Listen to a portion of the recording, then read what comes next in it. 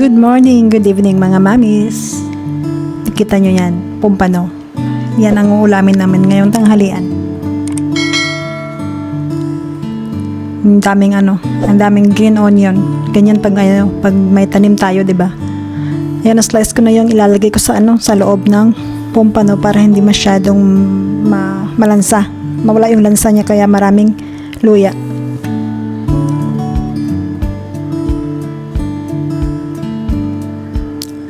Yan, lagay lang lahat sa loob yung na-slice. Tapos yung luya na yung malapad na slice, ganyan yung pag-slice ko para ilalagay ko mamaya sa ilalim ng isda doon sa kawali para hindi siya dumikit. Dapat kasi yung nung isda na yan na pumpano, muna i-steam. Steam muna.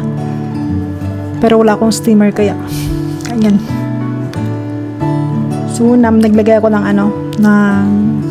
olive oil, tapos igigisa ko yung bawang at saka luya hanggang sa lumabas yung yung amoy. Yung labad ng mga luya, 'di ba? Sinadya ko 'yan. Para ipapatong ko mamaya ang isda diyan para hindi dumikit sa kawali. Tapos naglagay din ako ng green onion, pangpabango lang siya.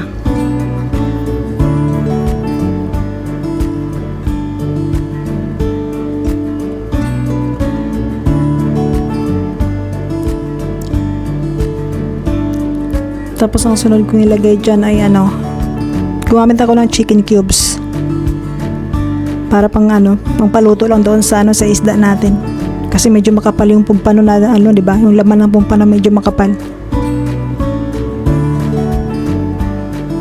Tapos nilagyan ko rin ng toyo,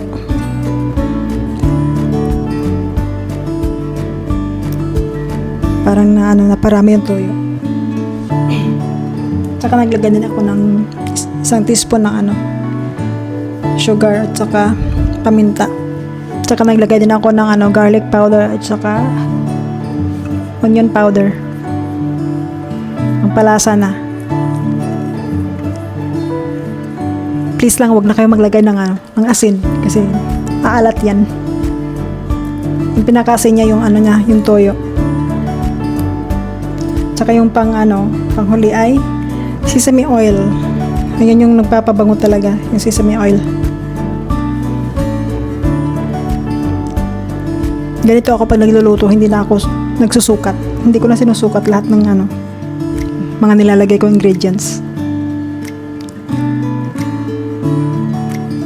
At syempre, bago ilagay yung isda, titikman muna natin yung sauce. Ay, okay na. Pwede nang ilagay yung pumpano natin.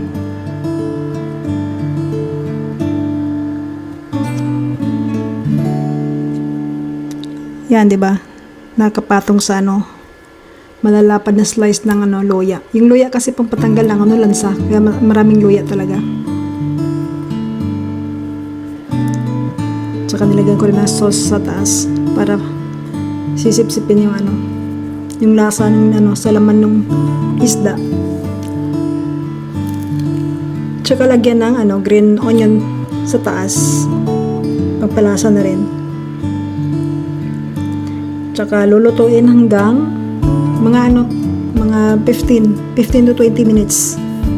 Pero yung apoy dapat mahina lang para hindi masunog yung isda, kahit pa na may sapin na luya. Yan, tingnan nyo. Ang bango na talaga. Maamoy talaga yung bango niya. Siyempre, balik rin natin. O, diba? Hindi sunog yung balat ng isda.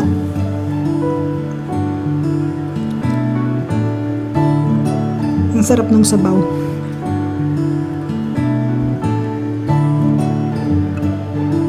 Yan, nagmamantika yung sabaw. Nilalagay ko ng ganyan para manuot yung niya, yung lasa niya sa loob talaga ng isda. Pati sa loob nilalagyan ko. Tapos yung green onion pa rin yung sa taas. O, diba? Ang dami ko kasi green onion sa labas. Dami kong tanim na green onion. Tsaka takpan ulit mga 5 minutes. Okay na, ayan na po. Thank you sa pagsama. Sa susunod ulit, luto na rin kayo. Bye!